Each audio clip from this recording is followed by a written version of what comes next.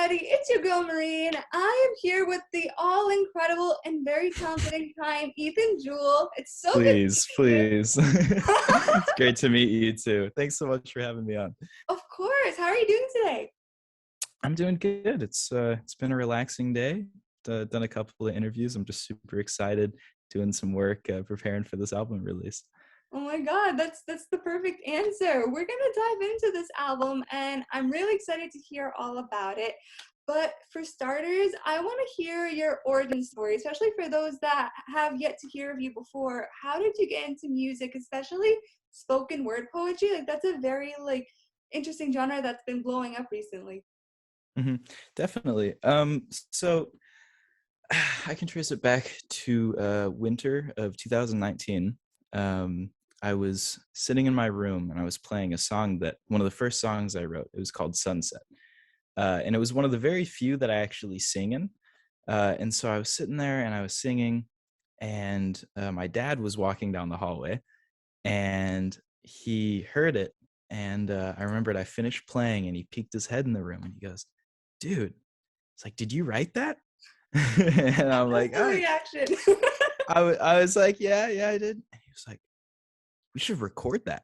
And he has done audio work for pretty much his whole life, and so he had a studio with a couple of microphones and a piano. So we went in and just we started recording, and so we recorded Sunset, and I sang, and we got that one together. And then he was like, "Cool, you got anything else?" I was like, "Well, now that you mention it, I have like a dozen other songs already written." He was like, "Cool, go ahead and sing them." And I was like, "Well, I don't really sing them. I more speak them." And then one thing after another, the album started to form, and then I started posting the poems on TikTok, and a lot of people really loved them for whatever reason, and it really connected with a lot of people. And then before you know it, the album's out and it's doing well, and I've just been kind of riding this crazy ride ever since. Wow, that's amazing. So it kind of just fell on your lap, like the idea to just make an album, like the universe told you to do it. Yeah, it came together, and once we started recording one, it led to the next and the next, and before I knew it, Live from Planet OK was born. Wow, that's amazing. That's like a really beautiful story. It's like in a way you unintentionally found your calling and like what you were destined to do. I know, because it never even crossed my mind to actually make music prior to my dad saying that. Because I kept, prior to the album coming out, I kept the more emotional part of me very private. I hardly talk to anybody about my emotions, honestly. And so it never even crossed my mind to actually make it into music that other people could listen to. And it was just that quick kind of turn and then I started making music, and I was like, wow, I love this. It was just so fulfilling, so enjoyable. And just instantly I knew, like, this is something I want to do for as long as I can. Wow, that is so sweet. I'm very happy for you. That's always like a really cool Thank story you. when it's just like, oh, it happened and now I love it and this is where I am now. I know, I still can't believe it most days, to be honest with you. Yeah, no, that's great. And then my next question, it kind of ties into the first one. You went viral on TikTok. I want to know, like, yes, it happened, but how did you feel when it happened? Oh man. uh it's super overwhelming. That's one of the biggest things. Because let's see, the first video that went pretty big, I believe, was Snow Globe. And it got maybe 300,000 views overnight, something crazy. And I remember waking up the next day going to school. I was still in my senior year of high school at that time. And I felt like I was floating, because just the amount of, I mean, dopamine and whatever else being released from all this. And then also it's super overwhelming just to see a bunch of people commenting on what they think of your art and your emotions in a way. So yeah, overall, very overwhelming. It doesn't really feel super real, but it's a powerful thing, definitely, to have that many people seeing one thing in such a short period of time. So yeah, overwhelming. That's that's definitely the biggest word I would give to it. Yeah, no, for sure. It's especially when you don't expect it or even think it would like cross your mind and then it happens and you kind of don't know what to do. You're just like, well. Exactly. I know. That's exactly where I was at. I was like, well, shoot, I guess I just keep posting, I guess. Like, and now this is just happening, and I'll just go with it, you know? Yeah, for sure. And you even went viral on the right platform, especially during the pandemic. Like TikTok even like to this day, like TikTok is where everyone's at. So Mhm. congratulations. Thank you. I know. Right place, right time, I guess. Exactly. That's the way. That's the way. And then when you released, excuse me, when you released your debut album Live from the Planet OK in December, what kind of thoughts did you have running through your mind when you released such like a vulnerable piece, because you didn't anticipate to release it to begin with. It was just kind of for you at first. Mhm. Um, you know, it's funny. I didn't expect anyone to listen to it. So there wasn't a whole lot of expectation or anticipation there. I was very, very convinced. I remember I was talking to a coworker at the time, um, and I told them, "Oh yeah, I have an album coming out soon." They're like, "Oh, that's so cool, dude! You're gonna like blow up." And I kind of laughed, and I was like, "No, I think on Spotify when it says less than 1,000 monthly listeners on really, really small artists, like it can't pinpoint a number. I was like, I'm just going to be one of those. I might get a couple thousand streams because some people on TikTok really seem to like it, but otherwise, nothing's going to happen." And so, honestly, going into the first album, I felt very carefree. It was kind of like, oh, whatever happens, happens. I'm not expecting anything. And then the lack of expectations was just blown out of water. And I was like, oh, man.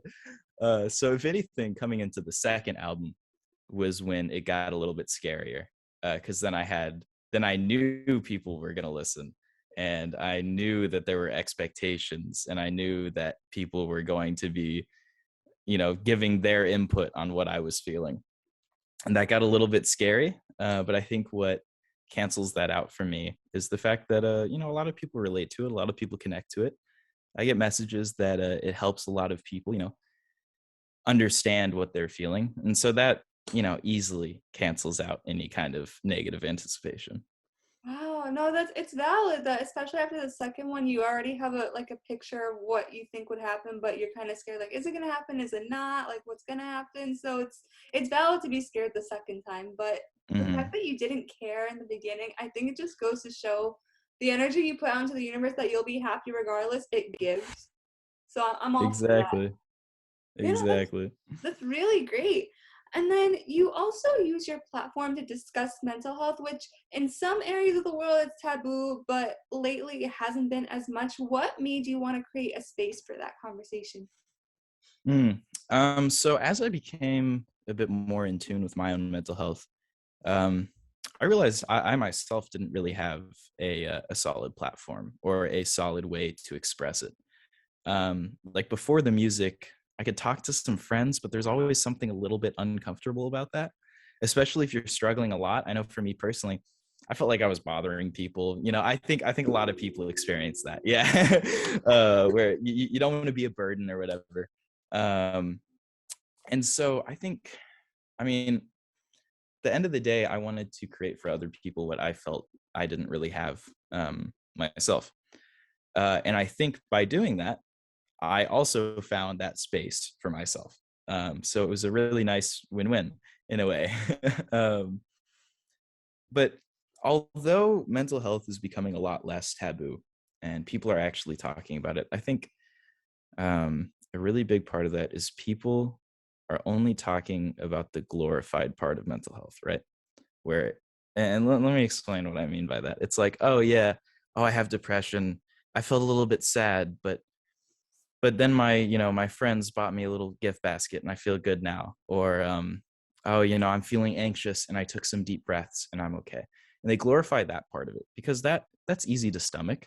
That's, oh yeah, that's normal, that's fine, everyone feels that. But what we still struggle with is glorifying the gritty parts of mental health, because in reality mental health struggle, it's not, you can't glorify it, it's not pretty, you can't romanticize it. What we need to have people be able to talk about and not feel uncomfortable is, oh I'm depressed and I haven't showered in 5 days because I physically can't get out of bed. Oh I feel anxious and I've had several panic attacks today.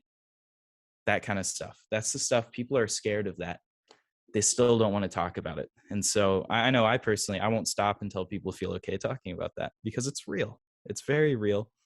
And it's not, you can't romanticize it. You can't glorify it. And we need to accept that it happens to a lot of people.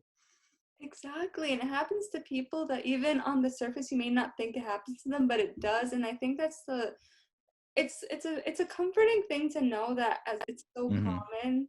So it's like kind of sad that people are scared to bring it up more. So you did touch upon really good points. Like I always see these Instagram posts, they're like, oh, depression is not just rocking back and forth and crying in your room. It's not Hmm. showering, it's not eating or overeating. It's like so many different ways. So I feel you on Yeah. that, and I really appreciate that you're making a space for it, because I have my fair share of mental health struggles, so it makes sense to build a platform for that too.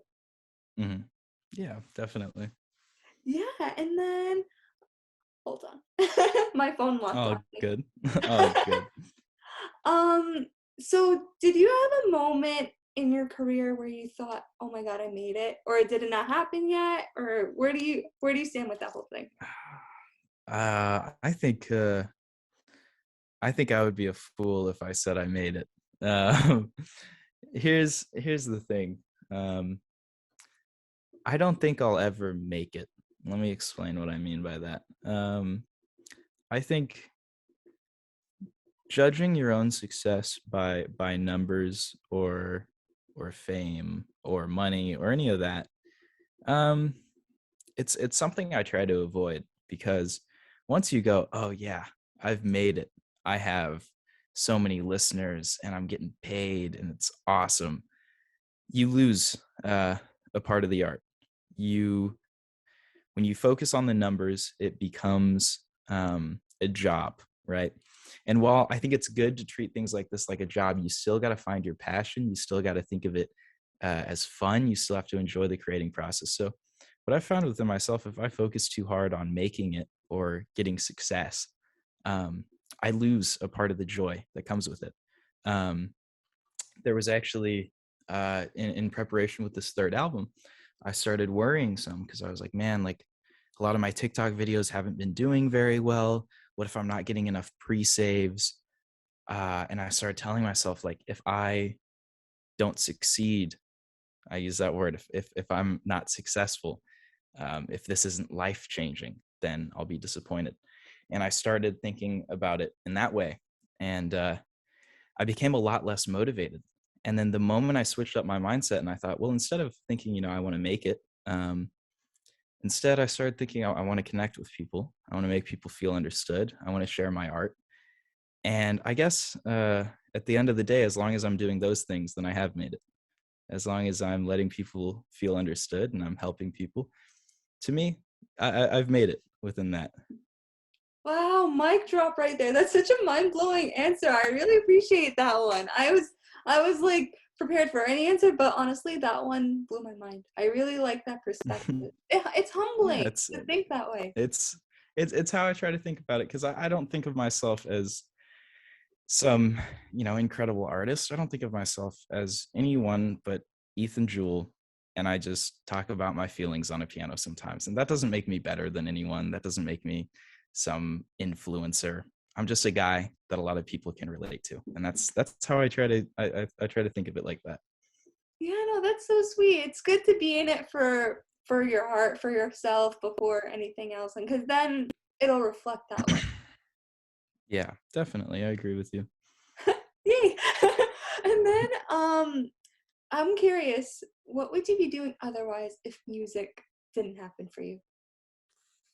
Oh man, that's a tough one. I don't know, honestly. Um, I mean, leading up until the music, I had very few aspirations, very few passions. I knew I wanted to do motivational speaking at some point, which is still something that kind of lies close to me. I want to give little mental health seminars at schools and stuff like that. Um, I don't know. I would just be in school, and I'd still probably be working a job that I don't like too much, and I wouldn't have discovered so much about myself through this. And I don't know. I try to not think about that because I'm just so thankful that things have worked out how they are, and it's really incredible. So I wouldn't be as fulfilled as I am today. Wow. That's for sure. Yeah, for sure. That's amazing. First of all, we both have the same plan B. If I wasn't doing YouTube and interviewing, motivational speaking, for sure. It's really empowering, but in a weird way, you kind of meshed both Mhm. in motivational speaking and your spoken word poetry. Like Hmm. you kind of Yeah, I like hadn't thought combine about it like that. that way. It's interesting. You managed to do it and find the equal amount of fulfillment you were looking for. Right. Yeah, that's a great point. I hadn't thought of it like that. Yeah, no, it's true. Like it's just when you add a piano to it, it's the same purpose. There you go. Yeah. Yeah, no, that's great. And then what can fans expect from your Lonely Together tour next year? Oh, oh man. I'm super excited about it. What people can expect is, oh man, a very close, intimate, emotional performance. The goal of this tour is it's not to be flashy, it's not to have some grand performance. It's not for me to be a performer and there to be a crowd and there to be that separation. The goal is for us to be lonely together and for us to face whatever we're feeling at the time together. For the most part, it'll just be me at my piano, and I'll be performing a whole lot of tracks, and the goal is for a very close in-person connection because I've never had that before with the fans. I started in during COVID times, and I've had very few interactions with fans so far, like real life interactions. Um, so it's going to be all about connection. It's going to be all about feeling our feelings, and being lonely together. As cheesy as it is, that really is the goal. Wow, that is so wholesome. That is a very ideal tour, but I have to know who came up with the title because that's genius. Lonely Together. It was I did a while back. I've been thinking about it for a while. I've been thinking about the tour, and so that was one of the tour names I came up with. That is so brilliant. I love it. I Thank you. will definitely be there. I'm so excited. And if you're going to be in the New York, New Jersey area, count me in. I will. I'll be up there. Yay! I'll be there for sure. And then Awesome. the final question, the big question at the end. Where can your fans keep up with you and follow you so they can keep up with your music and mental health content, etc.? All over the place. The best place absolutely is my Instagram. That's where I post the most updates. It's jewelboy underscore, boy spelled with an I, so like BOI. And Jewel is spelled like the diamond with an extra L, not like the nicotine device. Don't vape, kids. But yeah, Jewel Boy underscore. My TikTok is just Jewel Boy. My Twitter is Jewel Boy. That's pretty much where I am everywhere. It's just under Jewel Boy. But yeah, definitely the Instagram is the best place to keep up. I'll be posting about the tour. I'll be posting about the album. That reminds me, I need to post today. So thanks for that reminder. I got you. Uh, and yeah, I mean, I'm making TikToks every day, and I'm updating on the album. So, and then my Spotify is just Ethan Jewell, and that's where the album will be in 2 weeks. So excited. Wow, that is so exciting. I'm proud of you. I'm rooting for you. You're doing amazing, and success is just defined purely by you being happy, and you are successful to me. So There you go. I'm rooting for you. Thank you. Thank Of you. That course. means a lot.